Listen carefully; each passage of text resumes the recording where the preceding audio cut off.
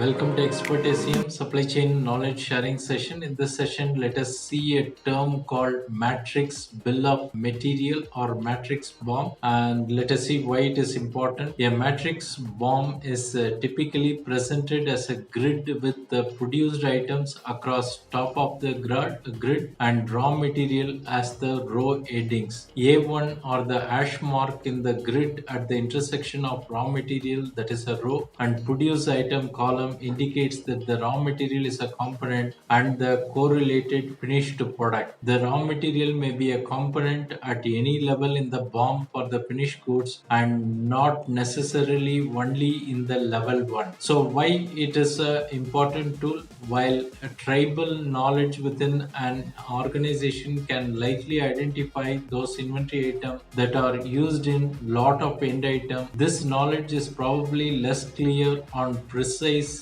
which end item are correlated to which raw material. The specifics are more difficult to pinpoint than are the generalities. However, in order to calculate with reasonable accuracy the return on investment value of stocking specific quantity of any given raw material, it is essential to know not only how many FG are affected but also which finished goods are affected. After all, not all FG are created equal. Some FG are more profitable than others. Some FG have higher demand. Some FG have shorter customer tolerance time than others. Some FG have greater variability in demand than others. All of these factors play into calculating the ROI of carrying specific supporting inventories. When seeking to maximize ROI on your inventory investment, carefully evaluating the impact of inventories of raw material, beginning with